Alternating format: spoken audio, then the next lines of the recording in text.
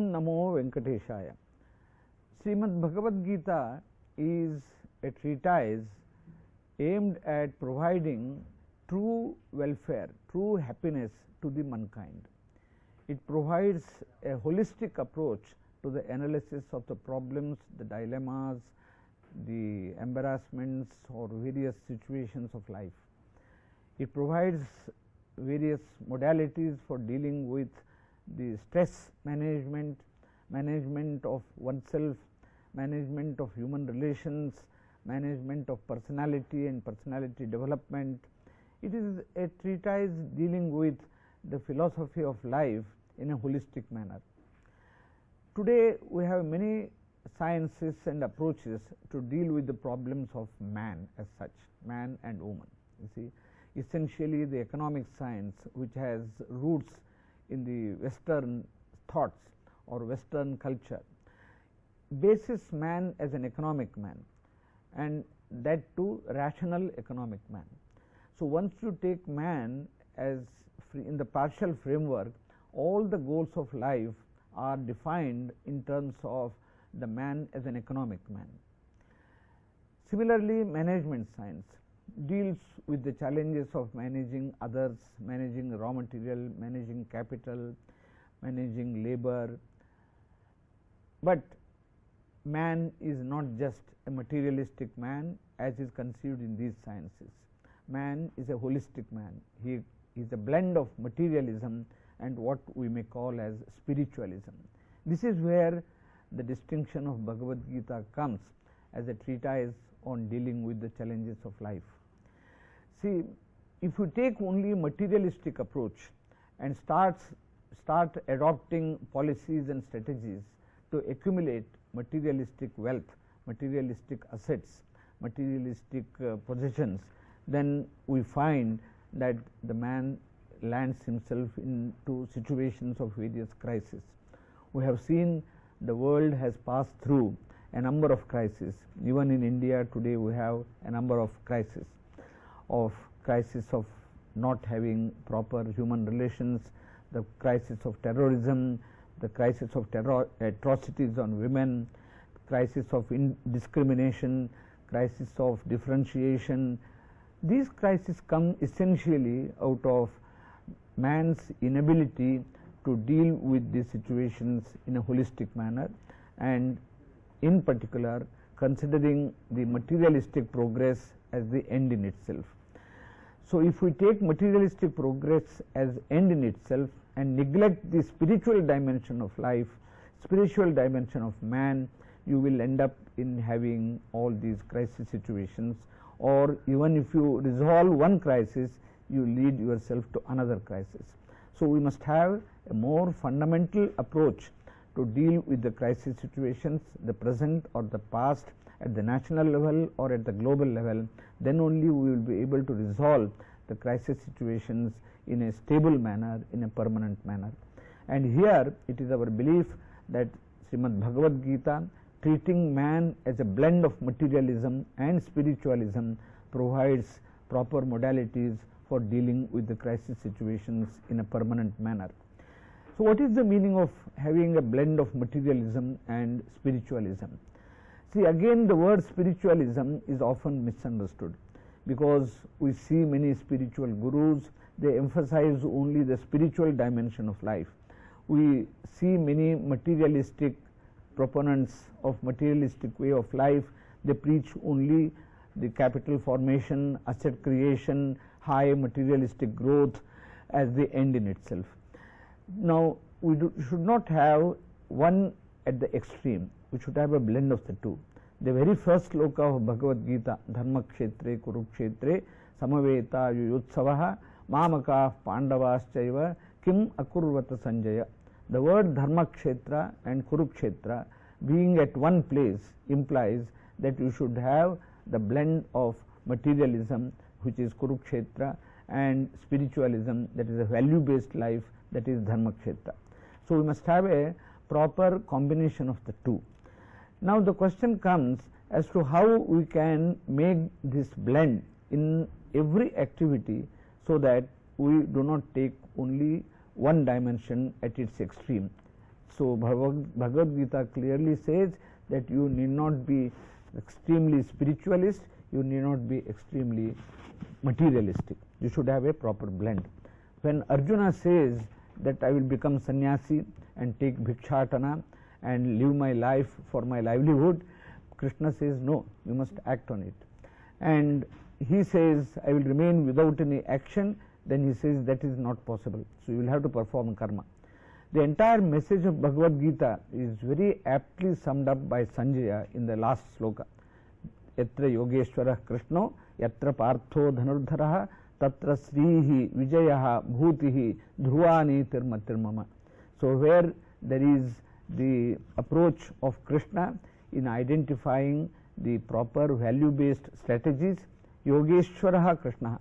Yogaha means Jnanopaya, where there is an approach of combining values with the pursuit of life, and where there is Arjuna who is Dhanurdhari, that means action.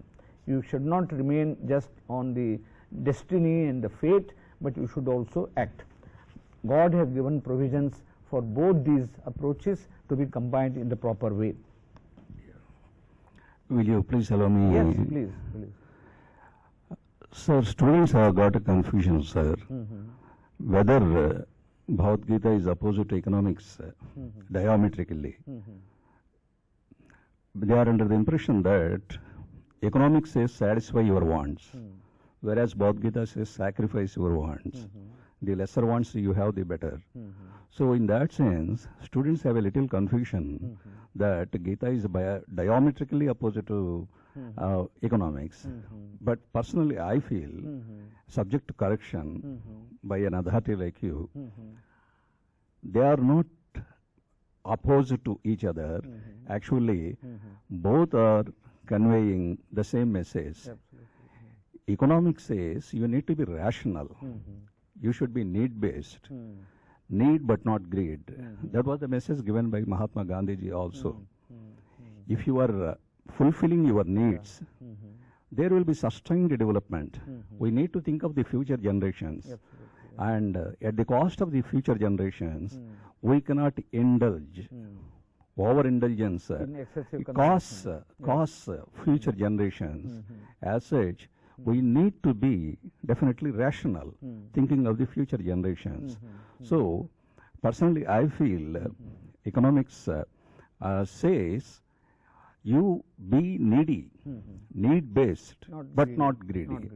And that is the message given by Bhagavad Gita also, Yuktahara Viharasya. Yes, you need to be moderate. Don't, let there be no excess. Don't overeat. Don't undereat. Don't undereat. Don't fast too much. You will become weak. If you overeat, you are inviting health problems. So, in everything, you need to follow moderation, balance. Then, yogo bhavati dukkhaha. You need not worry. You will be very, very happy.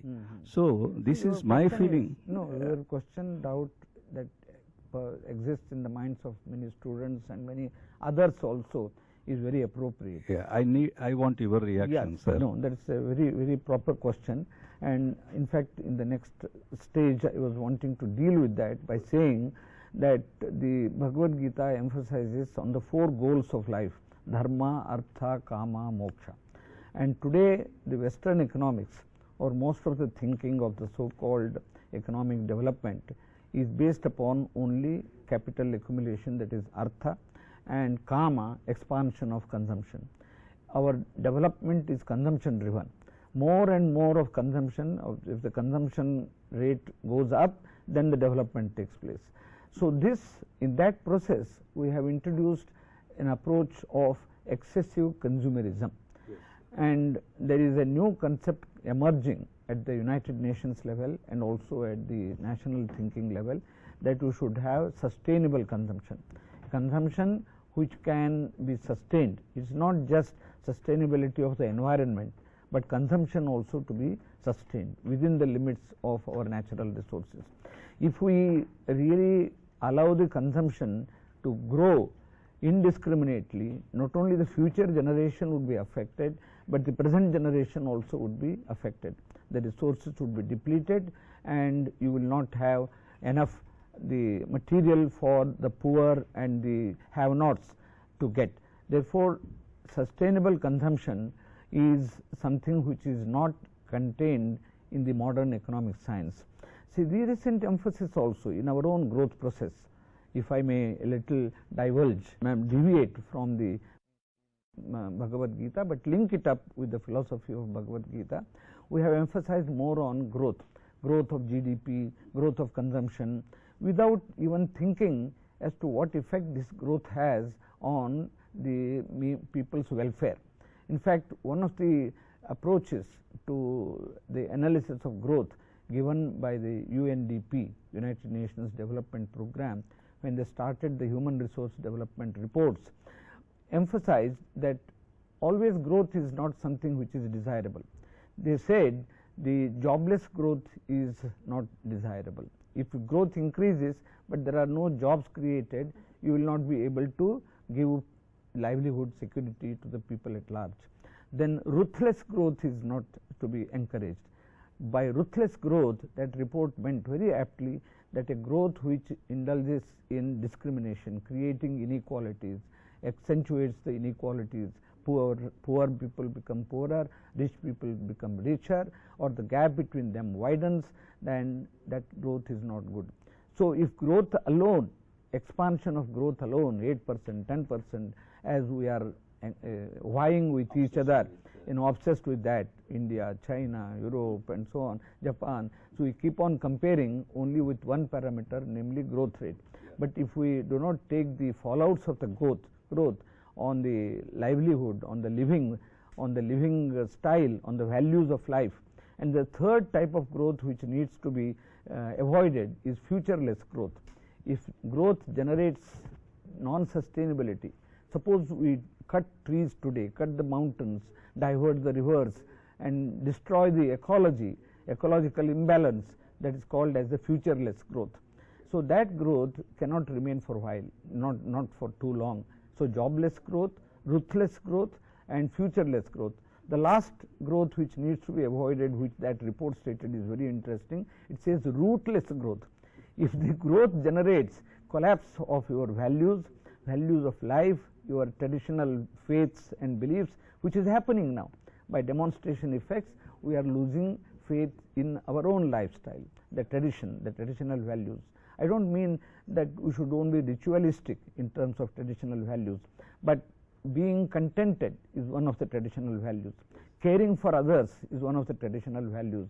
Why do we want to have so many old age houses? If the children were to take care of the parents as per the age old values of relationship between parents and children, we don't need so many old age houses and children asking the parents to go to the old age when the old age comes. So, this is all due to the collapse of the values. See, so jobless growth, ruthless growth which generates lot of inequalities, futureless growth which generates non-sustainabilities, and rootless growth which destroys our values. So, in that sense, the economics of the present times which we are following is not holistic. I don't see by defining man as a rational economic man, you are bringing in the holisticness in it. You are still on one dimension of man's personality as a materialistic dimension. Though economics itself has tried to integrate the ethics, values, welfare into it, it has failed to do that. It has not started with man as a holistic man. It has started as man as a materialistic man, superimposed on it on the concerns of ethics, concerns of welfare, concerns of inequality, concerns of discrimination. This cannot really help. First you create inequalities and then you start correcting them by talking about the old age homes. So, people are forced to go to such places. But one thing, sir, nowadays the style, it has entirely changed. And people, I say husband and wife, a single, yes. So, that is what is happening. And then women also, they started working in different institutions. And it is encouraged also that ladki ko padhao, ladki ko bachao. Ladki ko padhao is good, she can be independent, but at the same time we should not forget the family responsibilities and values of life. Yes. See?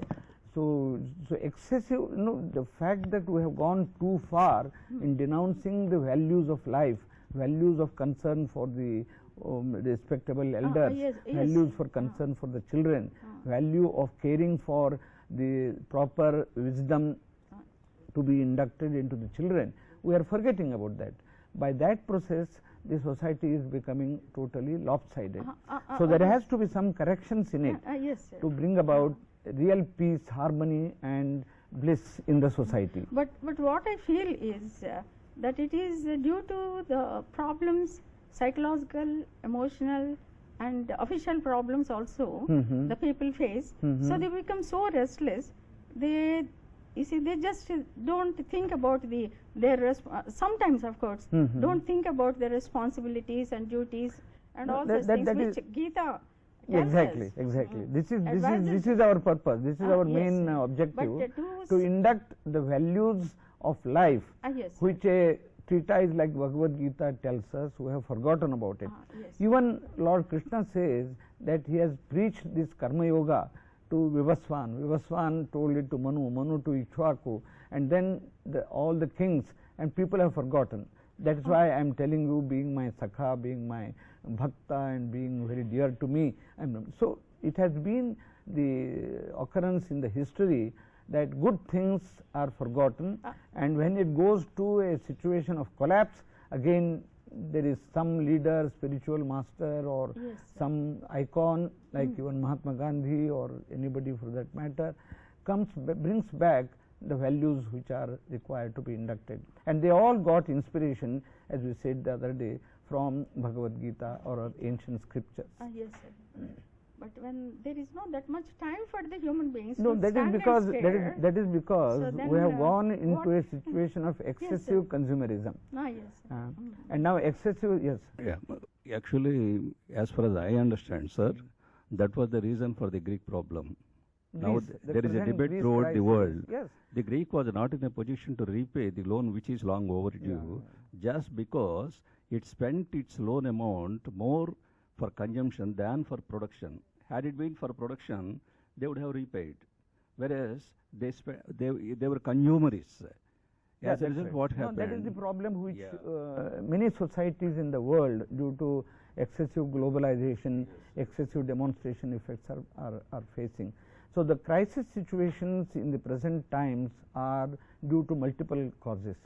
So if we understand the philosophy of life, the holistic approach to man's problems or man's personality, and try to put the strategies and the goals in by understanding man as a holistic man, maybe we may have to re-begin our strategic formulations of policies, strategies, but we should not allow the situation to collapse as it has happened. So many crisis situations, the Latin American crisis, European crisis, East Asian crisis, the recent Euro crisis, the present Greece crisis.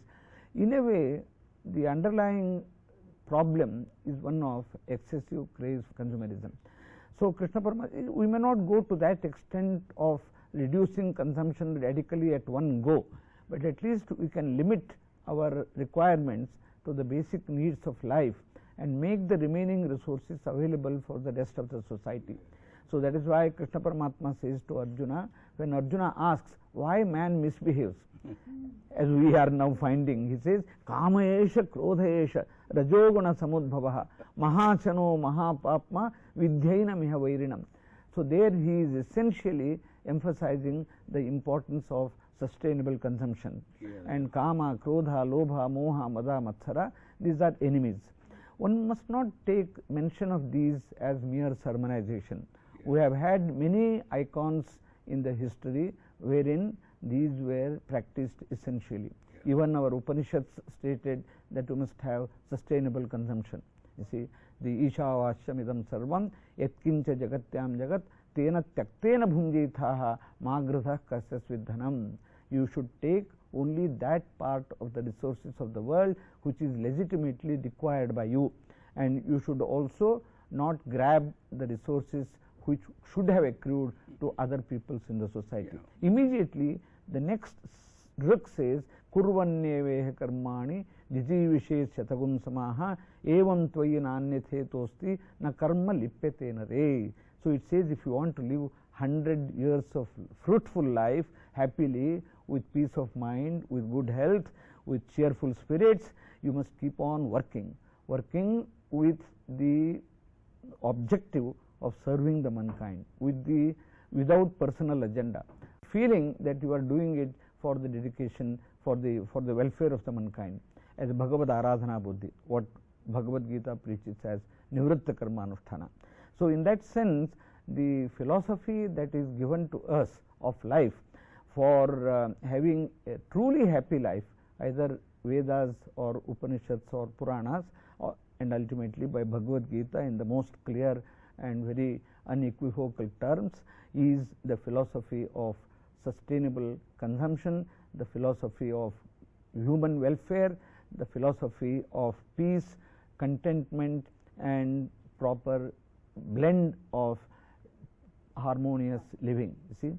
So in that sense, the Bhagavad-Gita so far has preached the Karma Yoga, then Jnana Yoga, then Lord Krishna has also inducted the concept that there is so much of interdependence in the society, and he has also said that discrimination in the different ranks and file of the society cannot be tolerated. You must have the approach of samatva. Samatvam yoga uchyate. Brahmane gavihastini shunichaiva shvapakecha pandita samadarshanaha. Suhran mitra udasina madhyastha dveshabandhushu sadhushvapi chapapeshu samabuddhir visishyate. Equanimity, each according to oneself, each according to his capability, and also believing that Samanamaka Paramatma exists in all the entities. So therefore we should show compassion, we should have the concern for the welfare of the others. So this is much against the style of functioning which we have adopted in the present day society, of having only personal agenda in the forefront and forgetting about even the corporate sector's desire. So why do the corporate sectors, why are they collapsing? So many persons have misbehaved and the corporate entity has collapsed. There is a social crisis, there is a national crisis. That is because the man's attitude towards the consumption, production and life has become very materialistic. So this excessive obsession about materialism and excessive obsession about spiritualism, both are not very happy things, and we must have a proper blend. And Krishna Paramatma has said how there is an interdependence in our society. He has given the example of the agricultural sector, so to say, annad bhavanti bhutani parjanyad anna sambhavaha yajnad bhavati parjanyo yajnah karma samudbhavaha karma brahmodbhavam vidhi brahmakshara samudbhavam tasmat evam pravartitam chakram nanu vartayati haya aghayuhu indriyaramaha mogham partha sajivati. So he reminds us that every entity in this world, human being, non-human being, they are all highly interrelated. Man depends upon the nature and the nature depends upon the man. So there is an integrated whole, and above both man and nature, there is need for the recognition of the superior power, namely God.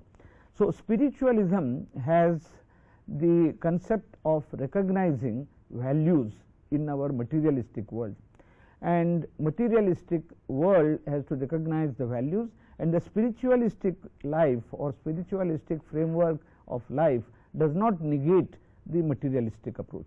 So there has to be a proper blend. That is why in the previous adhyaya it was stated how Paramatma has created all the objects of the universe, and he pervades those objects as its niyamaka, and then he provides their attributes. Rasoham apsu kaunteya prabhasmi shashi suryayoho pranavas sarva vedeshu shabdakhe paurusham rushu. All these, I give rasa in the pranavas sarva vedeshu shabdakhe paurusham rushu punyo gandha prithivyancha tejaschasmi vibhavasau jivanam sarvabhuteshu tapaschasmi tapasvishu bijam mam sarvabhutanam vidhi partha sanathanam buddhir buddhimatam asmi tejas tejasvinamaham. That means while you are materialistic, you recognize the existence of a superior energy or power or personality like Paramatma. pervading and supervising and guiding all these. So there is a proper blend of spiritualism and materialism, and with interdependence in the different actors of the system, that we can live a very peaceful, happy, harmonious life. So it never says about anything about discrimination. It never says something as one superior to the other. All these have cropped up in our society as a result of the malicious or prejudiced behavior of the people at large. Anybody, I don't say any particular sect of the society, but everyone has behaved in a selfish manner, and the harmonious blend in the different wings of the society ignored or destroyed.